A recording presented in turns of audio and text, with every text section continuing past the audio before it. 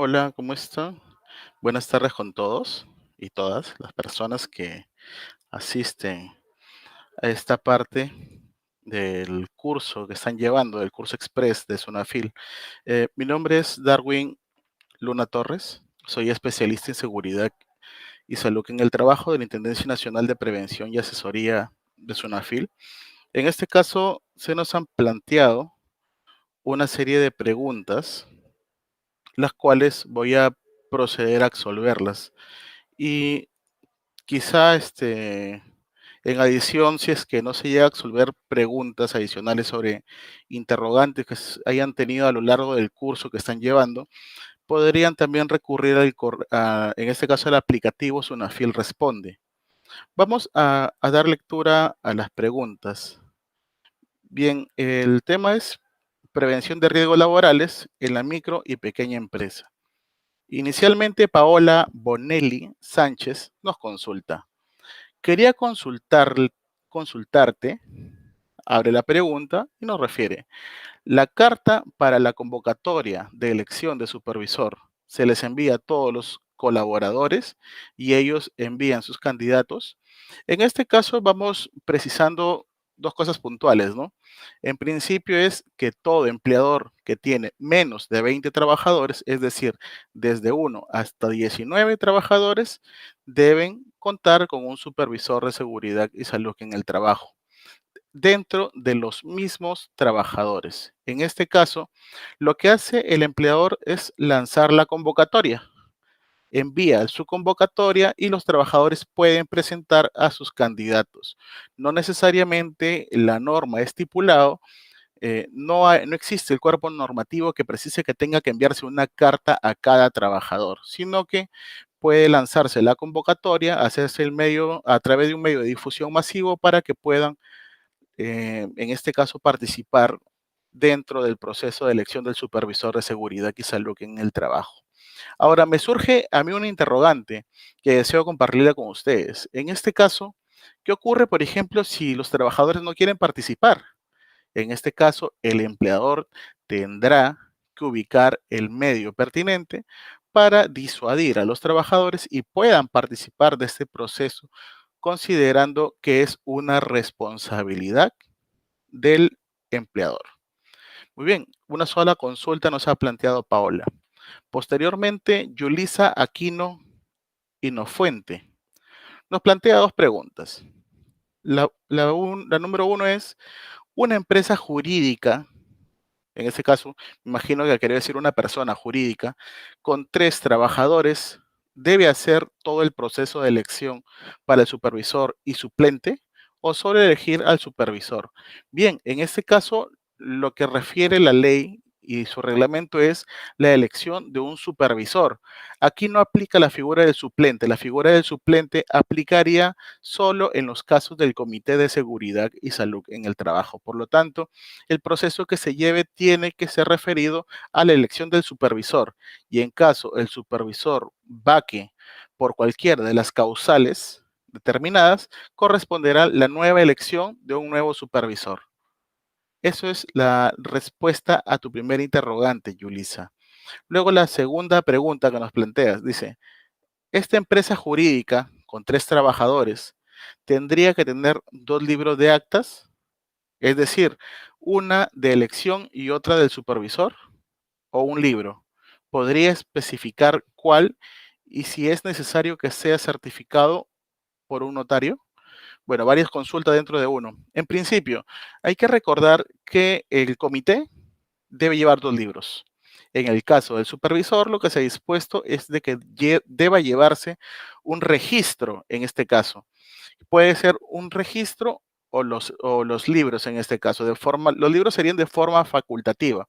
Lo que sí debe llevar es un registro donde, de todas maneras, un registro en el cual conste los acuerdos entre el empleador y el propio trabajador que funciona o que hace las funciones de supervisor de seguridad y salud en el trabajo. Eh, Como le decía, resultaría ser facultativo el que pueda optar por los 2 libros. Sin embargo, sí debe considerar las dos partes del proceso. Uno para que lleve los acuerdos y otro donde conste el proceso de la elección. Ahora, no es necesario, al menos, No existe un cuerpo normativo que precise que deba ser legalizado el libro de actas, sino que por lo que corresponde es de que deba tener el libro propiamente. En este caso sería facultativo que el empleador pueda llevarlo a legalizar ante un notario. Por otro lado, Johan Cárdenas Sanz nos consulta, ¿cuánto es el tiempo límite de exposición ocupacional para vibración de cuerpo entero en exposiciones menores a 8 horas diarias de exposición? Bueno, aquí habría que revisar en este caso qué nos refiere la resolución ministerial 375 del 2008-TR. En este caso, en el punto 33, sí nos va a referir cuál es el tiempo límite de exposición para las 8 horas, para el cuerpo entero, que sería 0.5 metros sobre segundo al cuadrado. Hay que recordar que existen tres tipos de movimientos, ¿no?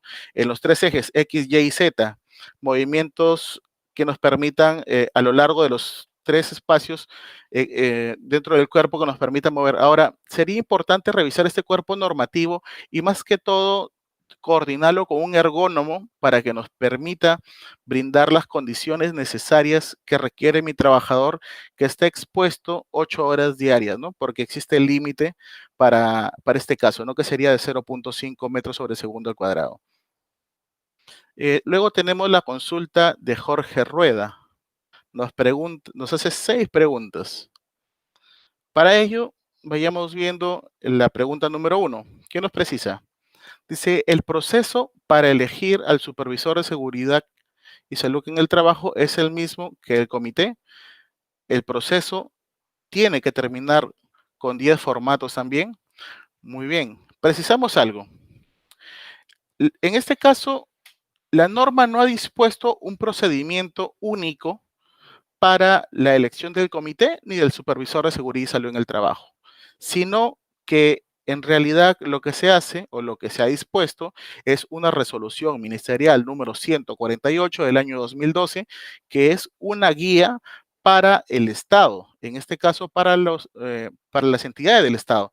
Sin embargo, las empresas o las personas jurídicas o personas naturales que contratan pueden utilizarlo de forma referencial y ahí llevan todos sus procesos o todos sus formatos. Sin embargo, no existe un cuerpo normativo que precise el procedimiento exacto, ¿no?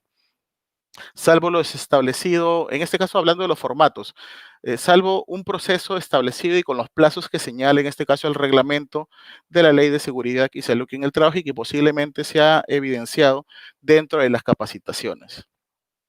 Luego nos consulta, nos pregunta por segunda vez, nos dice, contraté una enfermera con capacitación en seguridad y salud en el trabajo. Ahora la ley pide un personal de salud con maestría en seguridad y salud en el trabajo para empresas tipo 3. ¿Debo despedirla?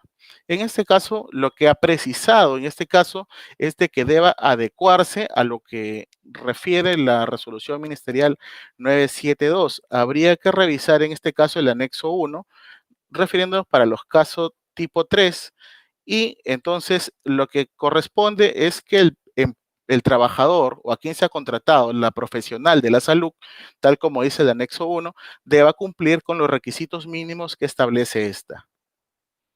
Nos pregunta, para elaborar la nómina de trabajadores del Plan para la Vigilancia y Prevención de la COVID, debo calcular el IMC, el índice de masa corporal, ¿no? De los trabajadores. Estos datos solo los puedo obtener de los exámenes médicos ocupacionales, pero estos no pueden ser vistos por alguno excepto el trabajador y el médico. ¿Cómo consigo esa información?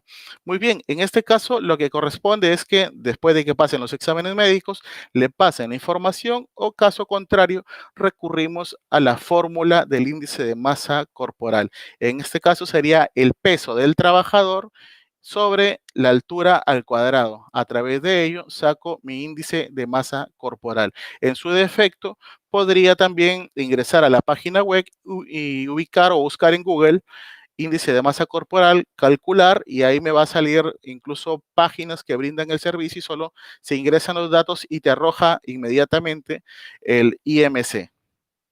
La pregunta número 4 que nos plantea. Dice, tengo que registrar los exámenes médicos ocupacionales como un registro obligatorio del sistema de gestión de seguridad y salud en el trabajo.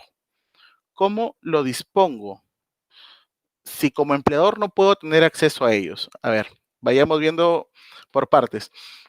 El empleador tiene la obligación, si es que la empresa no es de alto riesgo, de pasar un examen médico cada 2 años. Una vez que el trabajador pase el examen médico ocupacional, antes de que pase este examen médico, quien elabora el perfil sería el médico ocupacional. Una vez que tengan los resultados, se le entrega el resultado al propio trabajador y el trabajador firma un registro.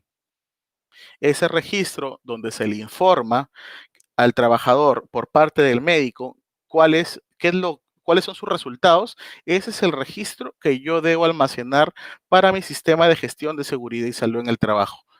Y evidentemente no tiene acceso el empleador, sino que a través del servicio de seguridad y salud en el trabajo por parte del médico ocupacional será quien entregue el resultado y ese registro es el que sí puede tener acceso el empleador, pues solamente aquí van a constar el nombre, la fecha de entrega y la firma del trabajador. La pregunta número 5 que nos plantea Jorge Rueda, nos plantea, el plan de prevención indica que el médico tratante puede dar descanso médico en caso ubique un caso sospechoso o probable, como es en el caso de los centros de trabajo que no requieren un médico y solo cuentan con enfermeros u otro profesional de la salud. Muy bien, en este caso lo que se ha precisado es justamente que el médico, quien es el profesional competente para emitir un descanso, es el único profesional que puede emitir ese documento en este caso, que puede ser a través de un centro médico asistencial o en su defecto, si lo tengo dentro de la propia empresa. Al no tener dentro de la empresa, en este caso corresponde al médico asistencial, en este caso del centro médico de salud. Él sería quien te otorga el descanso médico propiamente. Y la sexta y última consulta por parte de Jorge, perdón, nos refiere, la nueva resolución ministerial 972 indica que se deben registrar los casos sospechosos y probables en un formato F300. ¿Quién se encargará de hacerlo y cuál es el procedimiento? Muy buena pregunta. A ver, continuemos con la pregunta. Dice, ¿cómo accedo al formato? Tengo que registrarme en el Cisco BIC. Tengo entendido que aún se registra el plan solo enviando al correo empresa@minsa.gov.pe. Entonces, ¿cómo se accede a estos formatos? Muy bien, interesante pregunta. Para iniciar, le corresponde al Ministerio de Salud regular este formato. Es decir, el Ministerio de Salud próximamente deberá sacar este formato para poder cumplir con la misma resolución que ellos mismos han generado. Además, corresponde, en este caso, al propio ministerio establecer cuál va a ser el procedimiento del llenado. Adicionalmente, quien se encargaría de hacer este llenado sería el profesional de la salud del empleador. Es decir, el profesional de la salud, el enfermero o el médico ocupacional de seguridad y salud en el trabajo será quien acceda al formato, llene el formato y pueda eh, registrarlo, salvo disposición en contrario que precise en este caso, como le refiero, el Ministerio de Salud, que es la entidad competente para estos temas. Por consiguiente, tenemos a Yesenia Paredes Valdés. Nos hace dos preguntas. Una de las preguntas que nos hace es, ¿qué es el hiper-C? Antes siempre se hablaba solo de hiper. Muy bien. Eh, es cierto, inicialmente se hablaba de hiper, que hiper significa identificación de peligros y evaluación de riesgos. Sin embargo, hace un pequeño tiempo, a través de un decreto supremo número 20 del 2020, me parece que es, eh, se realiza una modificación al reglamento de la Ley de Seguridad y Salud en el Trabajo, en el cual no le denomina ya identificación de peligros y evaluación de riesgos, sino que ahora le modifica el nombre y le dice identificación de peligros, evaluación de riesgo y determinación de controles. Es decir, solo ha migrado la nomenclatura, sin embargo, lo que estamos hablando del mismo documento de gestión, de la misma herramienta en este caso. Es por ello que dentro de este decreto supremo se generan ciertas características que debe reunir, en este caso, la matriz del hiper o hiper-C. Y justamente lo que consideres que deba tenerse, por ejemplo, actividades rutinarias, los resultados de los exámenes médicos ocupacionales, los resultados y las opciones de mejora por parte de los accidentes de trabajo, entre otras, ¿no? La pregunta número 2 que nos plantea Yesenia es, ¿qué se debe elaborar primero? ¿El mapa de riesgo o el hiper? Uy, vamos a considerar de que no existe un documento que cuál elaboro primero o a cuál le doy prioridad. En realidad, los dos documentos son herramientas que me permiten mejorar o realizar una gestión de riesgo de forma adecuada. En este caso, tenemos, si bien es cierto, en la parte del mapa, una representación gráfica de los diferentes factores de riesgo, y mientras que en el hiper tenemos detallado cuáles son los peligros, los riesgos y las medidas de control. Por lo tanto, no existe una ponderación a cuál le doy primero importancia. Los dos son instrumentos de gestión que nos permiten gestionar los riesgos y por tanto deberían realizarse según corresponda, ¿no? Jorge Maldonado, Milian, nos consulta, nos hace 4 consultas. La pregunta número 1 nos dice, ¿el supervisor de seguridad es un profesional titulado o cualquier trabajador de la empresa? Aquí hay que diferenciar dos cosas, ¿ya? En principio, tenemos que todo empleador debe contar con un servicio de seguridad y salud en el trabajo, ¿ya? El servicio de seguridad y salud en el trabajo debe tener dos espacios, dos áreas, ¿no? Uno que es la parte ocupacional, que puede ir de la mano con el anexo uno en este caso, ¿no? Un médico o un enfermero o un profesional de la salud. Por otro lado, debe tener un responsable de seguridad y salud en el trabajo, que en ese caso sería un especialista en seguridad. Ahora, esto es el servicio de seguridad en los cuales las personas que lo componen serían profesionales. Ahora, vamos por el otro lado, cuando hablamos de comité y hablamos de supervisor de seguridad. Cuando hablo de comité es porque el empleador tiene de 20 a más trabajadores. Y si hablo de supervisor, es porque la empresa tiene menos de 20 trabajadores, es decir, desde 1 hasta 19 trabajadores. Y en este segundo supuesto, correspondería a cualquier trabajador, con excepción de los trabajadores de dirección y confianza. Bueno, en este caso, para supervisor, sí podría facultarse, en este caso, según la posición del Ministerio de Trabajo, sí podría ser un trabajador de dirección y confianza. Sin embargo, debería privilegiarse la participación de los propios trabajadores que no sean de dirección y confianza.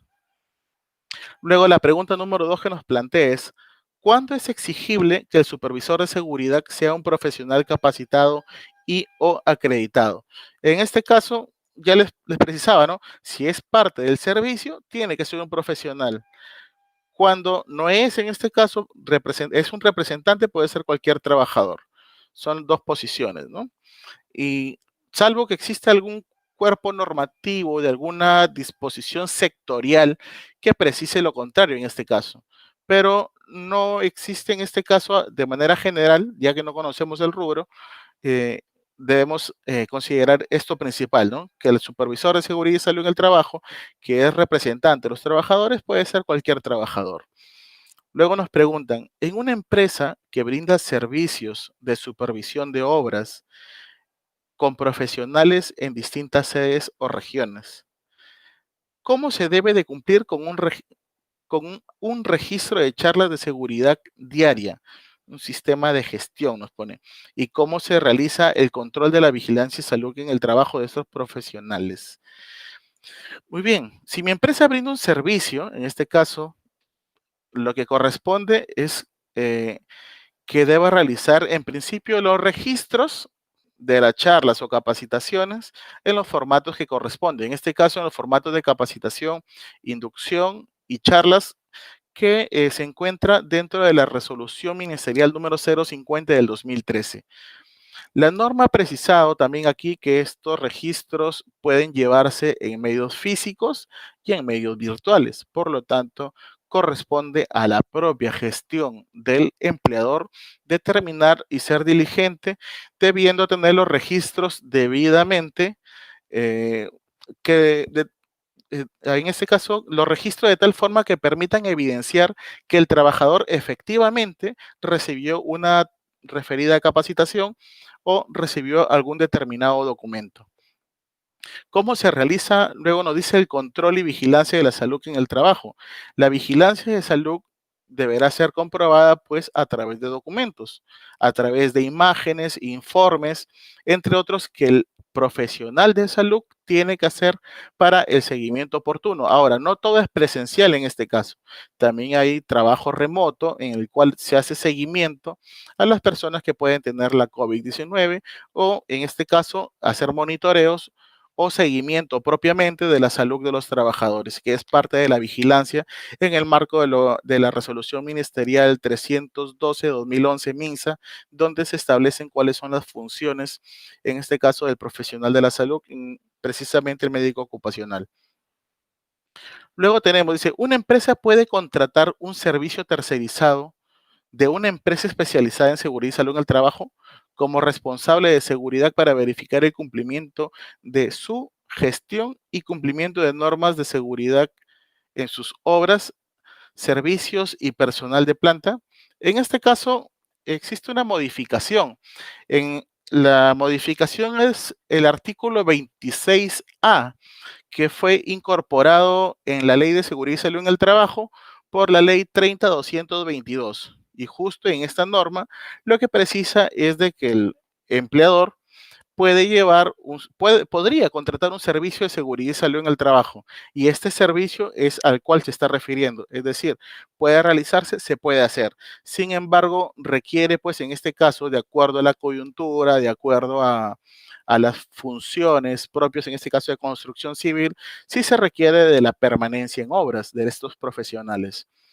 No podría ser un servicio de seguridad y salud en el trabajo ausente, ¿no? Sino que tiene que estar presente para que pueda realizar la gestión de riesgo. Vamos con Talía Gutiérrez Porras. Nos plantea dos preguntas, Talía Gutiérrez Porras. Y esas son las dos últimas que nos han planteado, en este caso a través de las redes, y luego pasamos a otras preguntas que nos están pasando ahorita. ¿Se puede implementar un sistema de seguridad y salud ocupacional en un establecimiento de salud clínica con 23 trabajadores, incluyendo enfermeras, técnicas y personal administrativo?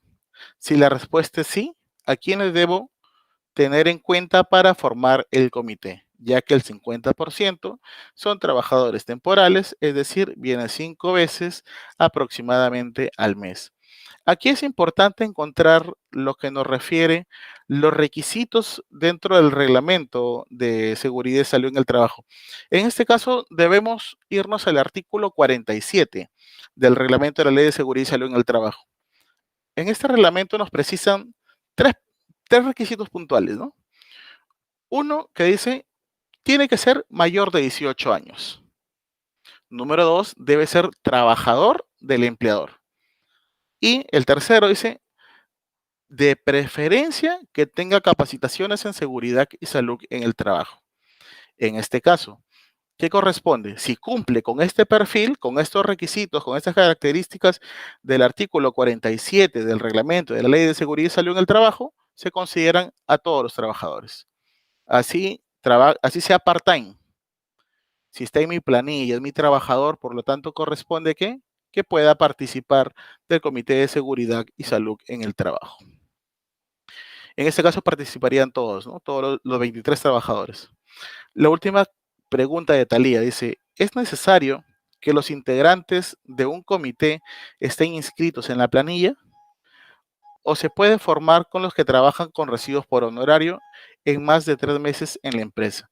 Hay que separar algo puntual aquí, ¿no? Las personas que trabajan por residuos por honorario son locadores de servicio.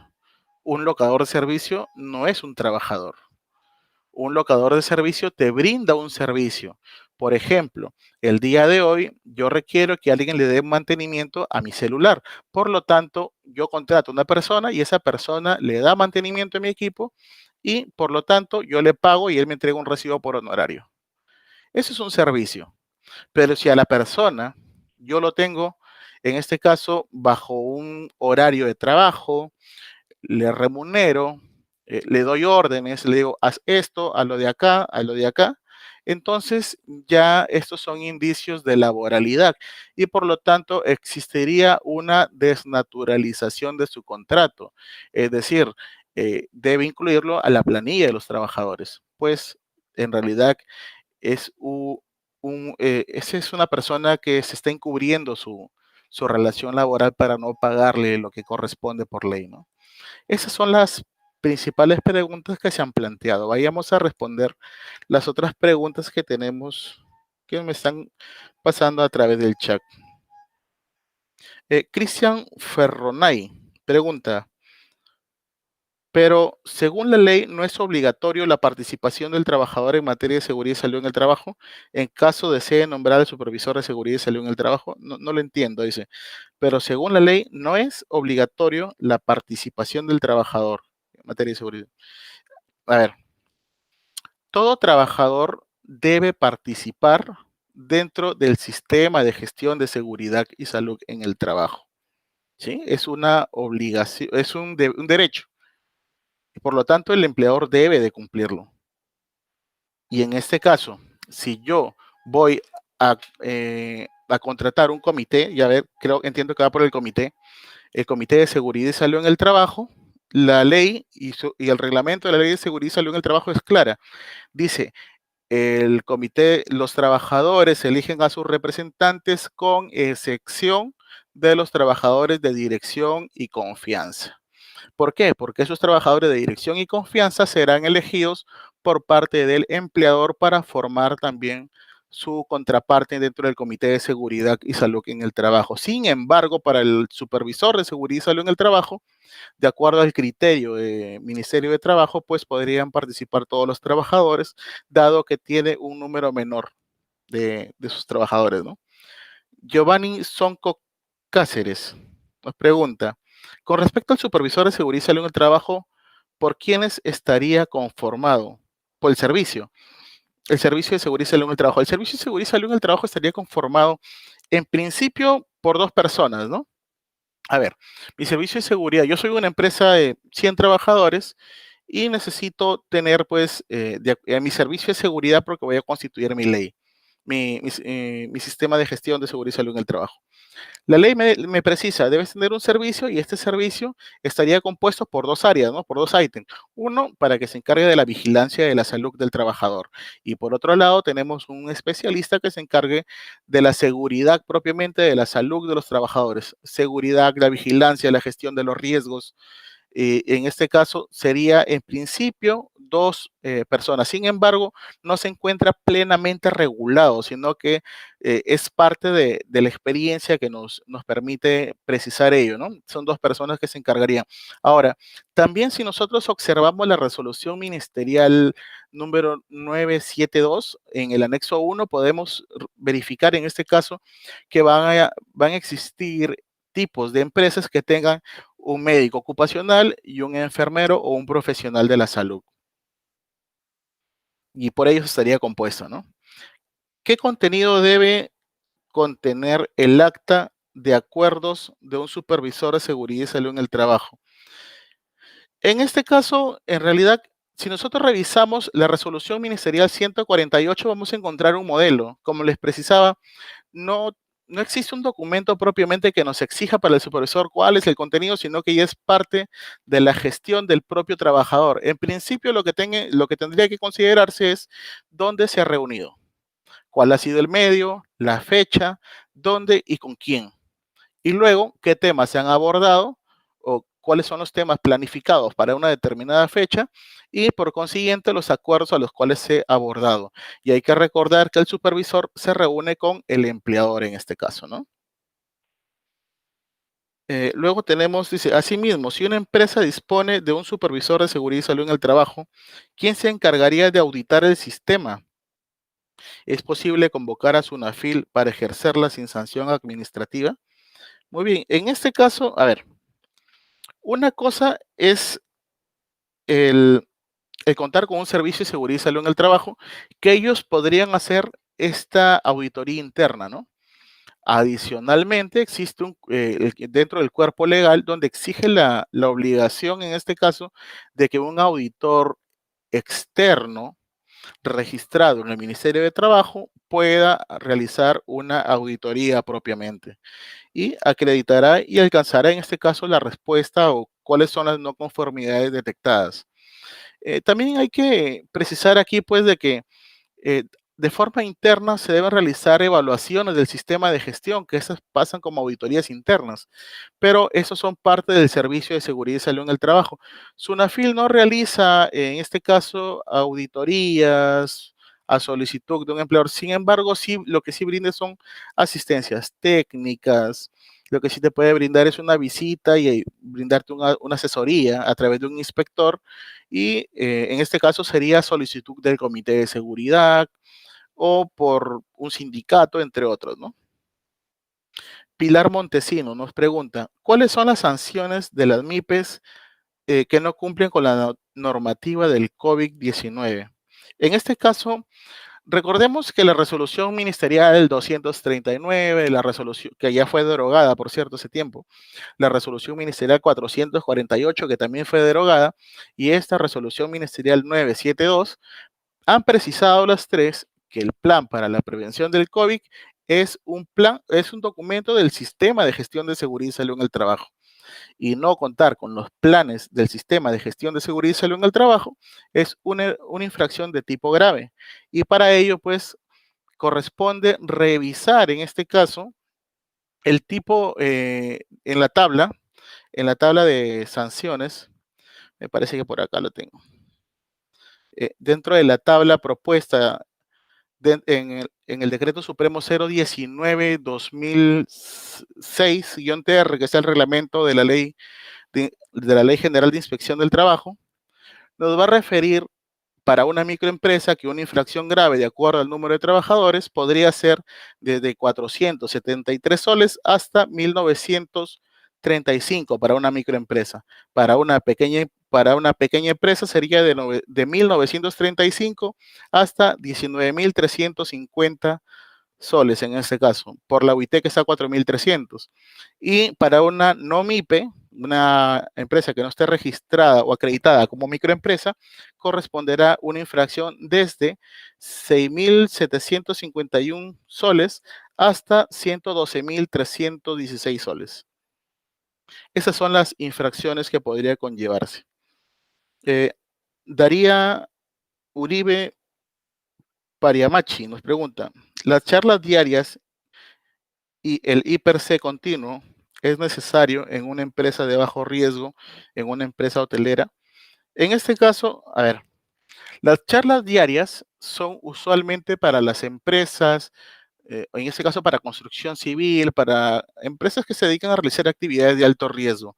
Sin embargo, si a la interna se ha acordado que para mejorar la gestión de riesgo puedan brindarse charlas diarias, lo pueden hacer, resultaría facultativo. Sin embargo, no existe una norma, en este caso que precise que dé obligación para que todas las empresas den charlas diarias de 5 minutos o 5, 10, 15, 20 minutos. Si existen, en este caso, por ejemplo, para construcción civil, hay un cuerpo normativo que precisa que deben brindarse capacitaciones de forma continua. El hiper, en este caso, es un hiper continuo. Lo que te exige es que debes tener un hiper C, tal como lo precisa en este caso el reglamento, y de acuerdo a las características que han sido recogidas dentro de este, ¿no? Para ello, pues, corresponderá de que debas cumplir con esta obligación como mínimo y con ello ya estarías, bueno, no estarías infringiendo las normas propiamente, sino que estarías siendo diligente y por lo tanto resultaría de que ante una fiscalización no te deban sancionar. Ahora, los requisitos que debes contener dentro de tu IPRC, a ver, son, por un lado, de que deba ser elaborado por un personal competente, que se deba actualizar al menos una vez al año, que deba ser elaborado en cada puesto de trabajo y en consulta con tus trabajadores, con el comité o el supervisor de seguridad y salud en el trabajo, considerando las actividades rutinarias, considerando el medio ambiente, donde realizan sus labores, entre otros requisitos considerados dentro del Decreto Supremo número 02 del 2020. El decreto número 02 fue el que les hablaba anteriormente. Vilma Ortiz nos pregunta, ¿una organización, una ONG de ayuda humanitaria necesita implementar un sistema de gestión de seguridad y salud en el trabajo? Bien, la ley ha sido creada para empleadores. Si la ONG tiene trabajadores, debe implementarlo. Si no tiene trabajadores, resultaría facultativo. Eso es lo que sería la respuesta para Vilma.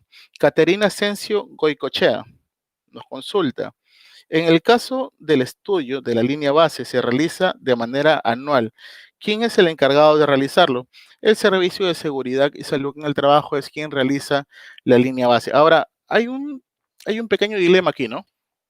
La línea base se genera por única vez. ¿Cuándo se inicia? Se genera la línea base. Se genera la línea base al inicio cuando vas a constituir tu sistema de gestión de seguridad y salud en el trabajo.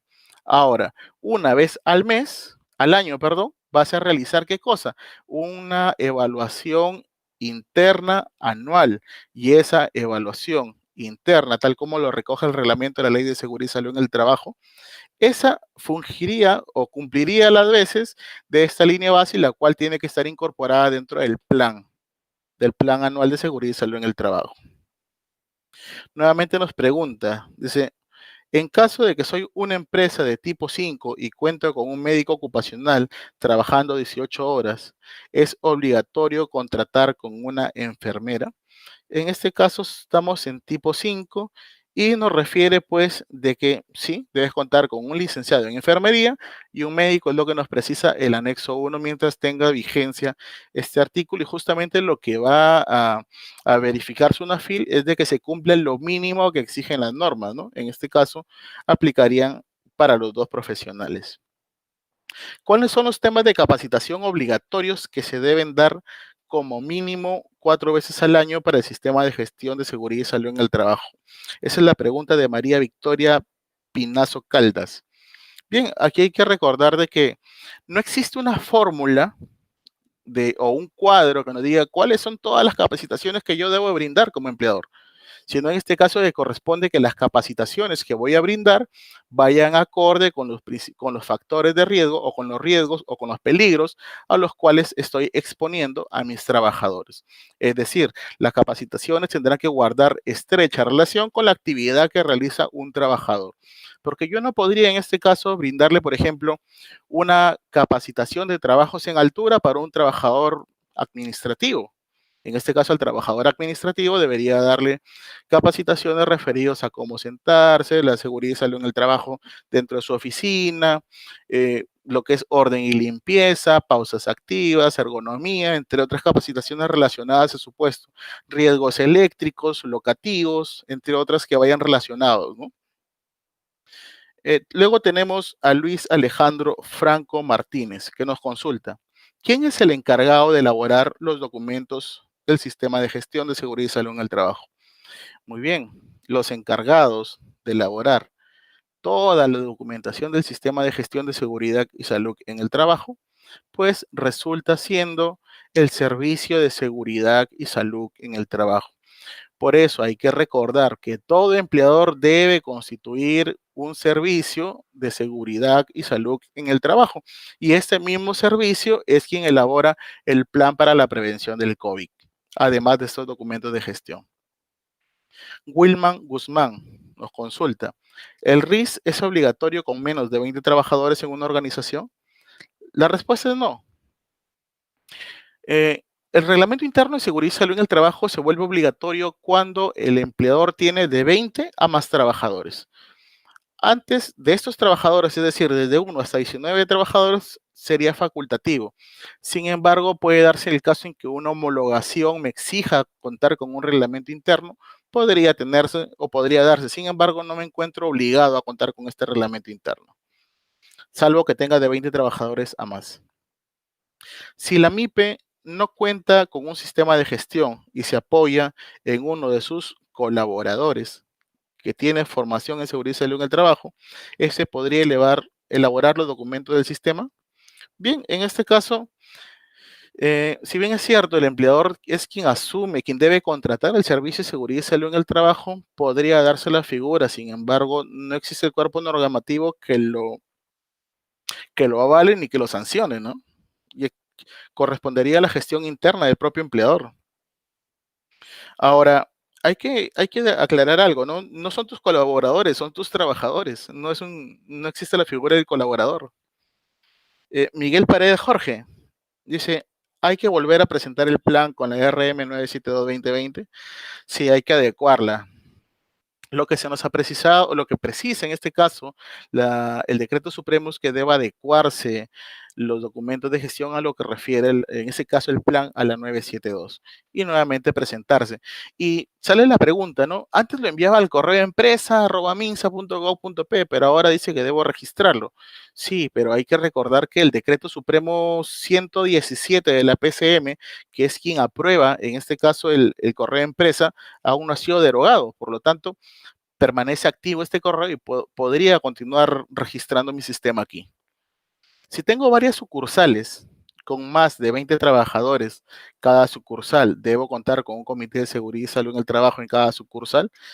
A ver, la obligación es por empresa, por persona jurídica o por el empleador. Si un empleador tiene 100 sedes, 100 sucursales y en cada sucursal tiene 50 trabajadores, tiene que formar un comité de seguridad y salud en el trabajo. Ahora, facultativamente puede constituir un subcomité en cada sede según corresponda, ¿no? O supervisor de seguridad cuando tenga menos de 20 trabajadores. Pero en principio debe contar con un comité donde participen todos los trabajadores de todas las sedes. Karen Amaya nos pregunta, ¿el plan de vigilancia de COVID-19 se puede nombrar a los trabajadores que no se encuentren en planilla? Según el sector. Hay sectores que precisan que deben incluirse a todos los trabajadores, incluso los de los terceros. Existe, bueno, dependerá del sector al cual se dedique.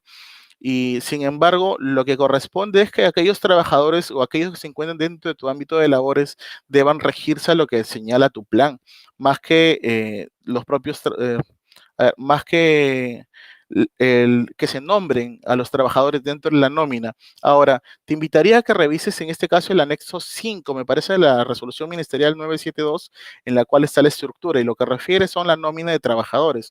En este caso serían tus trabajadores y los que están por un recibo por honorarios, pues no resultarían ser un trabajador, ¿no? Sino que tendrían otro tipo de contrato, que también lo precisa ahí el tipo de contrato que tiene, es una relación extracontractual.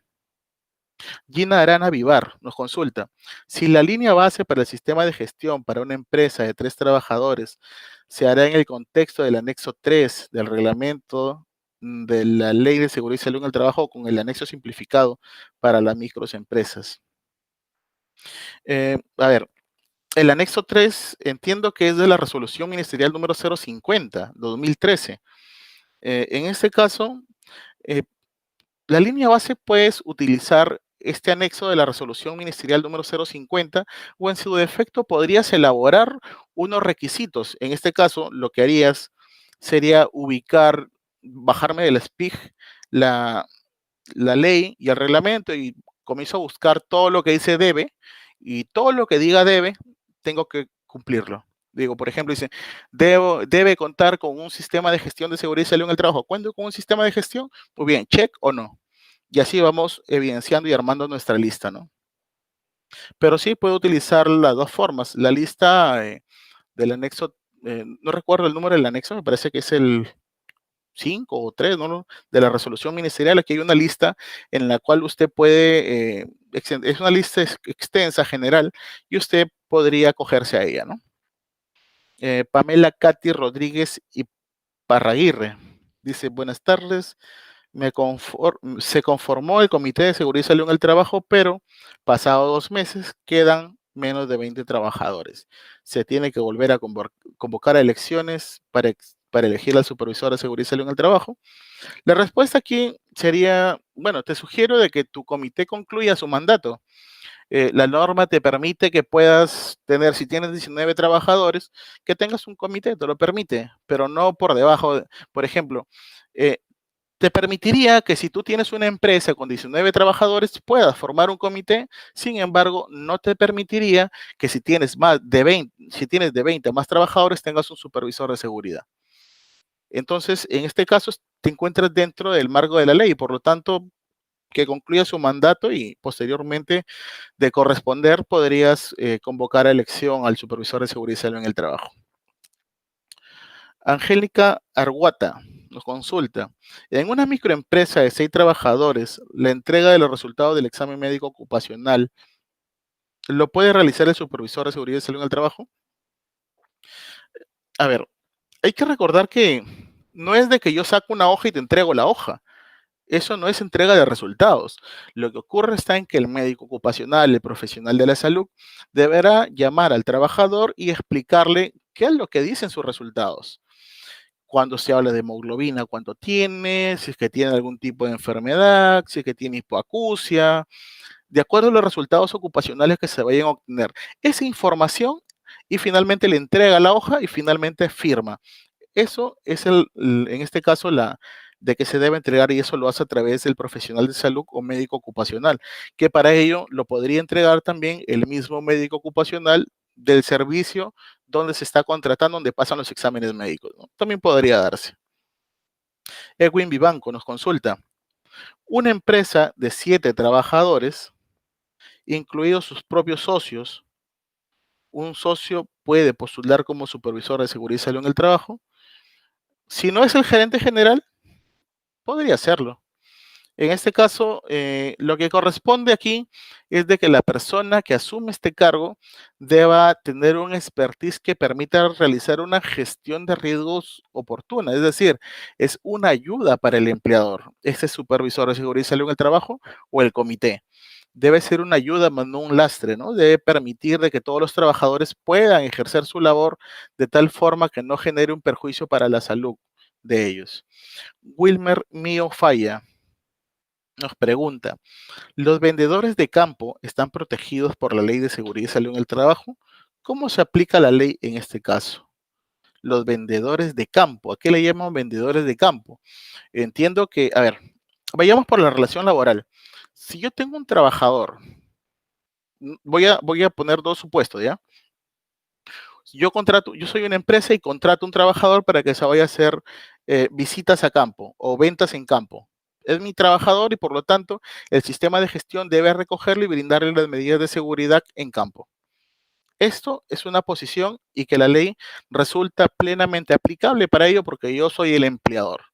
Ahora, el segundo supuesto, yo soy un una persona natural, yo mismo vendo mis cosas en el campo, me cojo un triciclo y comienzo a vender de repente papas, camotes, entre otras cosas, ¿no? Pero yo soy el único trabajador y yo soy la única persona que los vende. Yo voy a la chacra, los compro y los llevo a vender. En este caso, ¿cómo aplican? No aplicaría seguridad y salud en el trabajo. Recuerden que aplicaría para los trabajadores, en este caso cuando tenga trabajadores. Aquí ya no resultaría aplicable, ¿no? La exigencia o la exigibilidad. Kenji Yamamoto Farfán nos pregunta, ¿cada cuánto se actualiza el RIS? En mi empresa de 25 trabajadores, ¿se puede reelegir al presidente del comité? A ver, vayamos a preguntarnos algo puntual acá. El Reglamento Interno de Seguridad y Salud en el Trabajo, al igual que todos los documentos de gestión, deben ser revisados mínimamente una vez al año. Eso se encuentra, la obligación sí se encuentra así tal cual, que los documentos del sistema de gestión deben revisarse una vez al año, se encuentra dentro del reglamento de la Ley de Seguridad y Salud en el Trabajo. Por lo tanto, correspondería que al menos una vez al año deba ser revisado porque pueden que hayan cambiado los cuerpos normativos, ¿no? Ahora, podría darse de que el comité diga, no existen cambios dentro del reglamento interno de seguridad y salud en el trabajo, que se apruebe el mismo, no hay problema con ello, pero debe constar en acta en este caso, ¿no? dándole cumplimiento a lo que dispone este artículo del reglamento. Cristian Vega Rojas nos pregunta, ¿se puede realizar inducción de seguridad de manera remota eh, bajo diferentes metodologías en sedes a nivel nacional? En este caso, revisemos la resolución ministerial 14, perdón, el decreto legislativo 1499. Si nosotros ubicamos la resolución ministerial 1499, en este caso, te permite ciertas capacitaciones de forma presencial y otras que no te permitiría. Para resolver tu pregunta, en este caso tendría que buscar el decreto legislativo 1499, te invito a que lo revises y procedamos a revisarlo. Muy bien, nos precisa en su artículo 7, el decreto legislativo 1499, nos dice que las capacitaciones presenciales a las que se refiere el artículo 35 de la Ley de Seguridad y Salud en el Trabajo, en este caso las cuatro capacitaciones que son obligatorias, se pueden llevar de forma virtual. Sin embargo, nos dice que se aplicarán únicamente en los siguientes supuestos de forma presencial, al momento de la contratación, cualquiera sea la modalidad o duración. Significa que si recién lo contrato, debe realizarse una capacitación presencial o cuando se produzcan cambios en la función, puesto de trabajo o en la tipología de la tarea o actividad a realizar por el trabajador o trabajadora.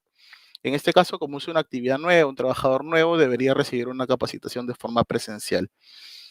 Eh, Luego tenemos a Rafael Delgado. Dice, tomando que existe un tiempo máximo para realizar las inspecciones de trabajo por accidente de trabajo, si el inspector no realiza las acciones, incurre en alguna falta. Me refiero, ¿se está refiriendo al inspector del trabajo? A ver, en principio la obligación resultaría ser ¿de quién? Del empleador. El empleador ocurre un accidente de trabajo, el empleador revisa, analiza la situación y hace la investigación. Forma su comité, su brigada, realiza su investigación, o los profesionales con experiencia realizan la investigación. Dicen, estos son los problemas, estas son las fallas de mi sistema, esto es lo que se va a corregir y se va a implementar de esta forma. El inspector del trabajo lo que hace es, en caso de un accidente, va a exigir la documentación, la investigación, el IPER, los registros de capacitación, registro de exámenes médicos ocupacionales, registro de entrega de equipo de protección, entre otra documentación a la cual se podría exigir, ¿no? Y a través de ello va a comenzar a revisar y hacer el análisis. ¿Por qué? Porque en este caso se presume o se parte desde que el empleador ha sido diligente al momento de realizar la inspección o la visita para poder determinar cuáles fueron los controles que fallaron. Y hay que recordar que yo podré, de repente, para que pueda realizar una adecuada investigación, no tiene que alterarse, en este caso, la escena donde ocurrió el accidente de trabajo, ¿no? Si ya altero este espacio, entonces no resultaría eficaz, en este caso, la investigación. Por lo tanto, corresponde de que el empleador deba tomar en este caso, la diligencia posible para que pueda tomar su examen, ¿no? No habría, el no realizar la investigación sí sería una falta. Mónica Pujadas nos consulta, ¿es necesario que el IPRC sea por puesto de trabajo?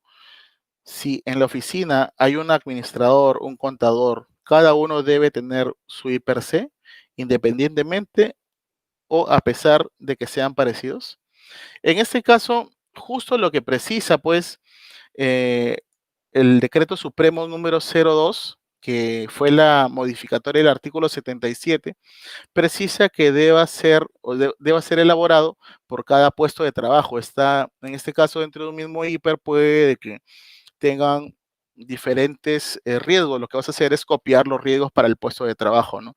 Pero sí se encuentra como una obligación en el artículo 77, que fue el artículo 77 del reglamento de la Ley de Seguridad y Salud en el Trabajo, modificado por el Decreto Supremo número 02-2020-TR.